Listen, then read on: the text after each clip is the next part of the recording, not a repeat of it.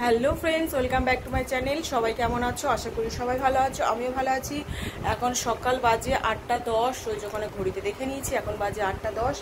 আর এই যে বিছানা এখনও গোছানো হয়নি, বিছানা গোছাবো আর সব কাজে বেরোবে, তার রুটি তরকারি বানাবো।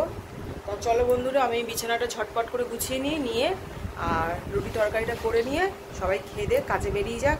ছেলে স্কুলে যাবে, ওরও টিফিনগুলো সব বানাতে হবে, সেগুলো সব করে নিই। তো বন্ধুরা, এই যে বিছানা সব কিছু তুলে নিয়েছি।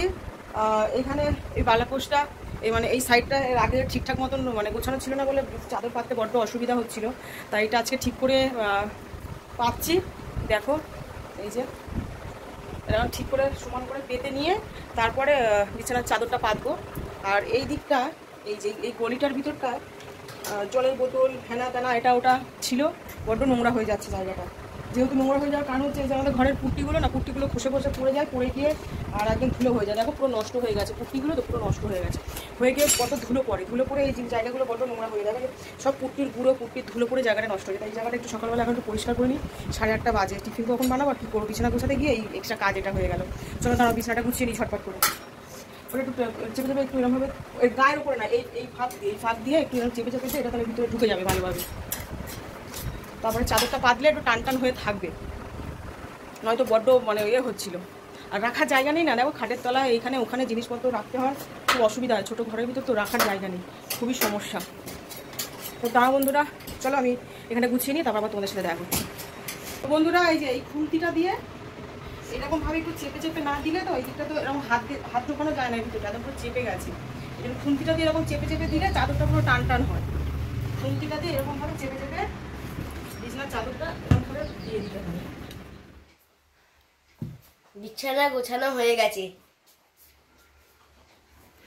এই যে গলিটা পরিষ্কার করে দিয়েছি, আরো কিছু আছে, ওইগুলোর ব্যবস্থা করতে হবে, কোথায় রাখা যায় কোথায় ফেলা যায়। ওটা কি? আর তো বিছানা গোছানো হয়ে গেছে, এবার বাসনগুলো মাজা হয়ে গেছে সকালবেলা, বাসনগুলো একটু এখানে গুছিয়ে রেখে দিই। বন্ধ করে আটা মাখা হয়ে গেছে, এখানে রুটি হচ্ছে, এখানে বেলবো। এই যে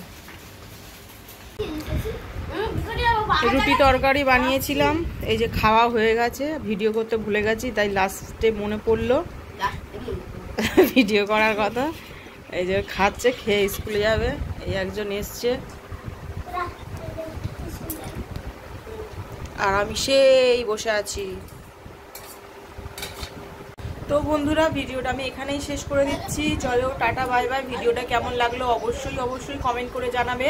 যারা ফেসবুক থেকে দেখবে তারা অবশ্যই আমাকে ফলো করে দেবে, আর যারা ইউটিউব থেকে দেখবে তারা আমাকে সাবস্ক্রাইব করে আমার পাশে থাকবে। চলো টাটা বাই বাই, সবাই ভালো থাকবে।